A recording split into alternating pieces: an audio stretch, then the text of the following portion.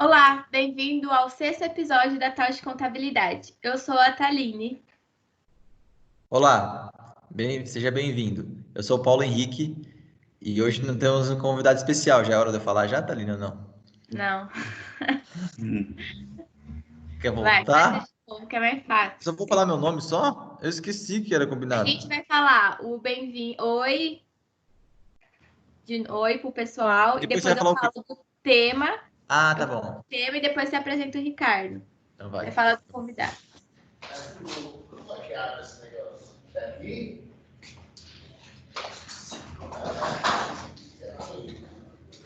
Marcelo HH. Vai. Olá, bem-vindo ao 6º episódio da Tal de Contabilidade. Eu sou a Thaline. Olá, eu sou o Paulo Henrique. Seja bem-vindo.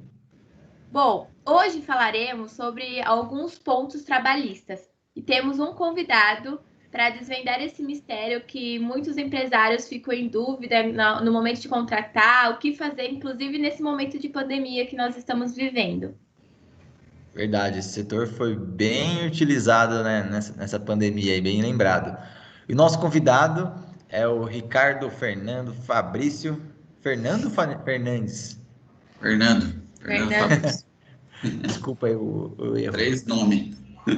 Ricardo Fernando Fabrício, ele tem 3 primeiros nomes aí no nome e tem mais de 15 anos de experiência no mercado contábil e trabalha há alguns anos aí na parte trabalhista, pós-graduando aí em direito previdenciário e conhece bastante do assunto, vai nos ajudar. Seja bem-vindo, Ricardo. Obrigado pelo convite aí. Espero colaborar com vocês aí, com quem está nos ouvindo. isso aí. Então, Ricardo, eu acho interessante nós iniciarmos com a questão mais simples, que é, acho que a parte de contratação, né? Quando o cara quer contratar, o quanto que eu vou ter de custo com esse funcionário, o que que eu preciso fazer? Acho que muitos empresários ficam com bastante dúvida nesse quesito. Sim. Custo de empregado é sempre uma questão que vem assim na hora da contratação, né? Mas é importante salientar que ele pode variar um pouquinho de acordo com o tipo de empresa, né? Você que tem um MEI pode ser um valor um pouquinho inferior e você, pequeno empresário, um pouquinho maior por conta de alguns impostos. Mas, em média, eu costumo falar que é uns 40% a mais de custo somado ao valor do salário que você paga para o empregado mensalmente. E aí, dentro desses 40%, tem projeção de férias, 13º, custo relacionado ao empregado que você tem que pagar também, mas em média uns 40%. Legal. E essa parte de benefício que você até comentou, é bom colocar em relevante para o pessoal que o departamento pessoal, pelo menos em si da Tausch, ele desvenda e detalha para o cliente, para ele saber o que efetivamente ele está pagando, né? O que ele precisa pagar. Então a gente hoje está falando só de um percentual para você ter uma ideia no momento da contratação que você quer fazer do empregado. E mais a parte técnica e burocrática, o departamento pessoal, inclusive, orienta como deve ser feito, né? Acho que vale a pena ressaltar essa parte. Sim, sim. Sim, porque varia muito também, né, Thaline? De convenção coletiva, de tipo de empresa. Então, essa parte aí, o empresário e o empreendedor pode ficar tranquilo que a gente toma conta para ele. Ô, Ricardo, Oi? bem lembrado que você falou de convenção coletiva e eu vou trazer um tema aí que eu acredito que seja a dúvida de muita gente. Porque teve a questão um pouco algumas mudanças aí que tiram um pouco a força do sindicato, um pouco a força da convenção coletiva e a gente fica meio, como empresário, meio perdido. Até que ponto o sindicato tem poder, não tem poder, ele pode determinar, sei lá, um limite de salário, um limite de benefício que eu posso pagar para o funcionário? Como que anda toda essa relação entre sindicato e empresas e patrão, né? Sim. Essa relação, podemos dizer, conturbada, né, empregador e sindicato, ela sempre existiu, assim, mas ela ficou muito mais quente depois da reforma trabalhista, né, em 2017, que a reforma trabalhista dependendo do ponto de vista aí, empregador e sindicato, para algum flexibilizou, né, no ponto de vista do empregador, e para o sindicato piorou as condições do empregado, né? Eu tenho uma opinião que é o seguinte: o sindicato, você pode estar próximo do sindicato, né? Porque, querendo ou não, o sindicato é quem dá as diretrizes, né? Para você ter essa relação de patrão e empregado. Então, eu acredito que o sindicato possa te ajudar. A reforma trabalhista tirou alguns pontos importantes para o sindicato e o que eles mais discutem é a contribuição sindical, né? Que é o custeio do sindicato, né? Algumas outras contribuições existem, mas a principal delas era a contribuição sindical. Então, eu vejo que o sindicato pode te ajudar, se você estar próximo dele. Comprar briga com o sindicato, dependendo do tema que você querer discutir, você vai criar problema para você. Então, eu acredito ainda que o sindicato possa te ajudar e você pode ter uma relação de parceiro assim com o sindicato. É ele quem dá as diretrizes, né, da relação de emprego aí. Beleza. Ou se Legal. você não quiser ser parceiro do sindicato, você pode simplesmente só aceitar, né? Que é muito polêmico, né? Eu particularmente não tenho bons olhos, né? Historicamente, o sindicato é algo que ficou um pouco queimado, né? Nesse todo cenário. Então, acho que você está falando para a gente ser a parceria, eu penso que é mais, né? Vou respeitar o posicionamento deles, né? Tipo, Isso. Como todo lugar, como toda profissão, existem os bons profissionais e os maus profissionais, né? E quando a gente fala de sindicato, não é diferente. Essa discussão ficou muito quente depois da reforma, porque a reforma tirou o sindicato da zona de conforto, né? Mas agora nós já estamos em 2020, estamos passando aí talvez por uma nova mudança, né? Com essa pandemia aí, as relações de trabalho vão mudar de novo. E agora, independente de força de empregador, de empregado, de sindicato, vai existir alguma movimentação com certeza, mas a reforma trabalhista, ela mudou algumas coisas em 2017 e hoje as coisas já acalmaram. Hoje alguns sindicatos já não exigem mais a homologação lá no próprio sindicato, como era feito quando a reforma veio e tirou essa obrigação. O sindicato cobrava muito porque queria. Contribuição sindical, tem sindicato que já não exige o pagamento e algumas outras questões aí que já estão sendo mais digeridas assim com o tempo. É isso legal. que eu até ia perguntar, né? Que você já até respondeu. Se ainda existia essa discussão da reforma trabalhista lá em 2017, né? Porque eu lembro que bastante gente estava com medo de aderir, inclusive, a algumas medidas que estavam permitidas, né? Mas pelo que você falou, então já está mais É, tranquilo.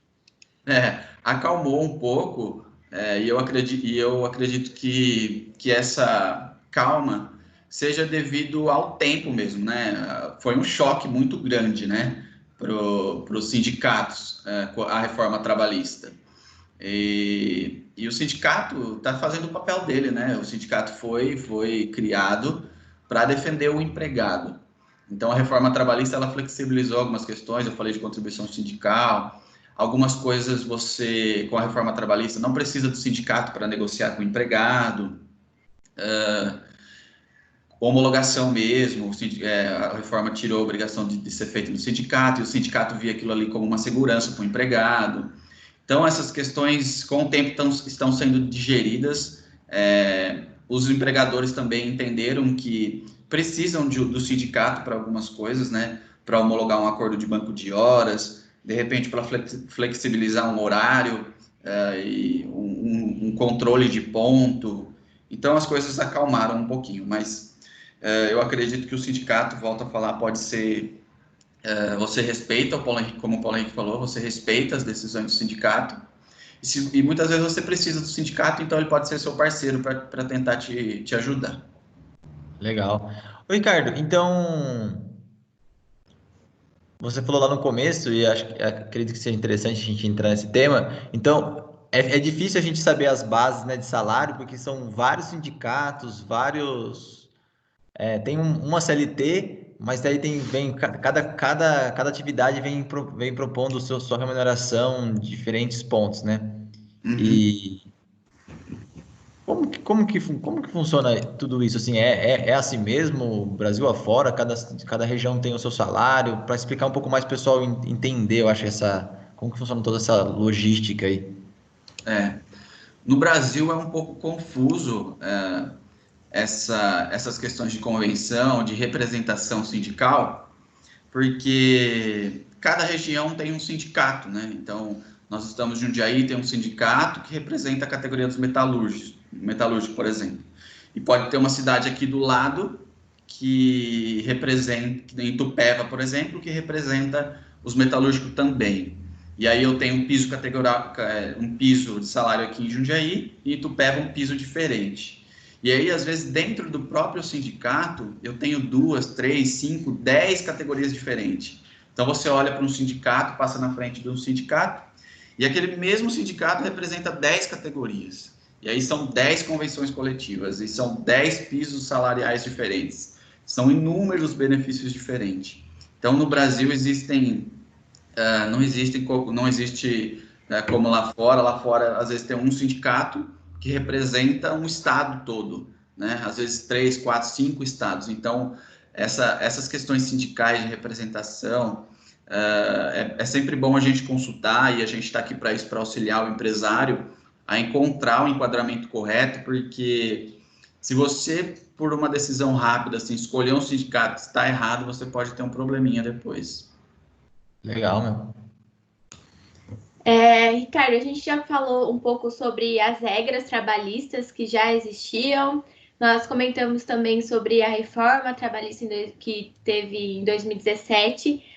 Agora é um tema mais polêmico que a gente está vivendo, né? Como que o empresário está fazendo para sobreviver, como a gente acho que pode usar essa palavra, para sobreviver o seu negócio nesse momento de pandemia, em questão da relação de trabalho?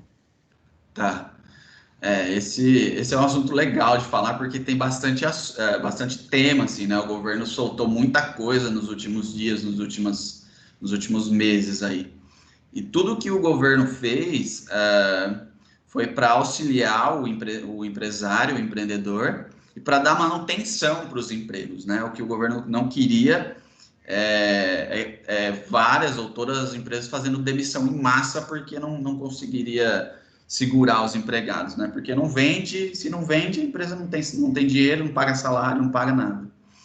Então, o governo criou uma série de medidas aí ultimamente, e a gente é muito consultado, e é legal falar para quem está nos ouvindo, da medida provisória 936, que é da redução do salário e jornada, ou da suspensão, né, do contrato de trabalho, onde possibilitou o empresário fazer a redução ou suspensão e contar com a ajuda do governo para custear, né, parte do salário do empregado através do seguro-desemprego. Então, essa foi uma medida que foi essencial, assim, com certeza salvou milhões e milhões de emprego. Tanto é que deu muito certo, né, que a princípio ela tinha uma validade de 60 dias, ela venceu no final de maio, foi postergada por mais 60, e estuda-se em Brasília a possibilidade dela ir até o final do ano, até 31 de dezembro, para aquelas empresas que sofrerem muito com esse momento de pandemia. Então, o governo estuda postergar ela um pouquinho mais. Postergar, eu falo, a possibilidade de reduzir por mais tempo o contrato ou suspender por mais tempo. Essa foi uma medida que ajudou legal, assim, bastante os empresários. E a medida 927 também, né, que ela veio antes da 936, com um pouco menos de impacto financeiro, assim, né, para o empreendedor, para o empresário, mas possibilitando mais coisas, né. Algo bem legal, assim, é o banco de horas para 1 ano e meio, né? Então você conseguia negociar direto com o seu empregado aquelas horas que ele precisou ficar fechado, o empregado ficou em casa, para compensar ela para os próximos 18 meses, né? Então isso foi legal. O teletrabalho também, antecipação de feriado. Então a gente tem bastante informação bacana, assim, que se o empreendedor precisar de auxílio pode procurar a gente, que a gente tem bastante coisa legal que o governo soltou aí. Perfeito. Deixa eu fazer uma pergunta que eu acho que também, talvez, as empresas que não adotaram essa medida da suspensão de contrato possam ter. A empresa vai lá e suspende o contrato do empregado. mas ela ainda continua pagando algo para o empregado? Como que funciona essa questão? Bom, dentro das medidas, né, tem algumas regras que a gente precisa observar, mas se você suspende, né, quando a gente fala de suspensão, 100% do trabalho do empregado, o governo vai pagar o salário desse seu empregado, né, limitado a R$ 1.800, 1.813, que é o teto do seguro-desemprego. Mas sua empresa não pode faturar mais de 4.800.000. Se faturar mais do que isso, você ainda precisa pagar 30% do salário para o empregado e o governo paga o resto. Então, isso a gente está falando da suspensão. E na redução, se você reduzir em 70%, o governo vai arcar com 70% do salário e você mantém 30%. Então, você pode reduzir em 25%, 50% ou 70%. Sempre a outra parte é custo da empresa. Então, o governo paga uma parte, a empresa paga a outra na redução, e na suspensão o governo paga tudo, a não ser que sua empresa fature mais do que 4.800.000. Nossa, que legal, né? Porque aí ajuda o empresário e também não estabiliza o empregado, né? Gostei. A gente, quando começou a querer gravar esse podcast referente à área trabalhista, nós começamos até a fazer a pauta, né? E a gente começou a ver que tem muito assunto interessante. Então, pessoal, existe a questão de 1/3 de férias de pagamento, que o Ricardo comentou também, que teve durante a pandemia. Pagamento de férias, teletrabalho, antecipação de feriados, é isso, né, Ricardo? Tem bastante coisa, né? A gente pode gravar uns outros episódios aí para colaborar com o pessoal que nos ouve, mas tem o financiamento da folha de pagamento também, que ajudou muitas empresas, né? Desafogou aí um pouco o caixa, que o governo pagou 2 meses de salário, né? Através de uma espécie de empréstimo que foi feito, né, para as empresas. Mas tem muito assunto, né, Thaline? Aí nessa pandemia também postergou o pagamento de 1/3 para dezembro, como você disse, a possibilidade de você pagar as férias no 5º dia útil do mês seguinte. Mas a gente pode destrinchar bastante assunto aí nesses temas. Então a gente já pode convidar você para a próxima semana já gravar o podcast com a gente, para prolongar um pouco desse assunto, porque eu acho que muito empresário, inclusive, tem medo de fazer uma contratação por não conhecer essa parte, né? Às vezes ele fica com receio de que eu vou arrumar problema para minha cabeça, só que na verdade não, né? Eu acredito que vai lançar oportunidade para quem quer aprender, que no caso é o empregado. Eu acho que o empregado, quando ele está com o propósito de trabalhar efetivamente na empresa, ele só tem a acrescentar na empresa, né? Ajuda a empresa até possivelmente ter um sucesso, que hoje a gente conta muito com a nossa equipe lá na Tausch para que isso aconteça, né? Legal ressaltar que toda essa parte burocrática, podemos chamar assim, de admissão, registro de carteira, recibos, né, olerites, toda essa parte a gente resolve para você que está nos ouvindo, ou você que quer contratar um empregado, toda essa parte, podemos chamar assim, de burocrática, nós resolvemos e aceleramos, né, com bastante tecnologia e inovação, buscando fazer o trabalho que o Ricardo fez com toda a sua equipe aí, de trazer consultoria, não simplesmente fazer o serviço que tem que fazer da parte burocrática e pronto. A gente veio indicando, né, melhores caminhos. Muitas vezes o empresário vinha até nós e falava: como que está, falava a situação, estou fechado, não consigo abrir, né? Tem hotel que está fechado até hoje, tem agência de turismo que está parada. Então a gente entendia o cenário, né, do cliente e passava para ele, conhecendo a fundo a lei, passava para ele qual que seria o melhor caminho, e juntos a gente ia conseguindo trazer essa sobrevivência, né, que a Thaline falou lá no começo, para todas as empresas. É um trabalho, né? É um trabalho que a gente encontrou um propósito muito bonito, né, também de salvar emprego, de salvar empresas, de salvar rendas, e a gente vem nessa missão árdua aí, mesmo no home office aí, fazendo esse trabalho, assim como vocês estão nos escutando, por conta dessa disseminação de conhecimento que a gente quer fazer. Isso. E, pessoal, procure nós. Hoje a gente tem um WhatsApp lá no site da Tausch. Vocês têm um e-mail também lá no site. Tem um Instagram que nós estamos bem ativos lá também. Pode mandar mensagem que a gente pega essa mensagem, pede para o Ricardo te responder. se você tiver alguma dúvida referente à parte trabalhista também. Então, fica assim. Eu agradeço, Ricardo, pela sua presença e te espero no próximo episódio para falar mais um pouquinho dessa parte trabalhista, que eu acho que o pessoal fica bem interessado, né? E é isso, gente. Muito obrigada e até o próximo episódio. Obrigado. Até a próxima. Valeu, até a próxima.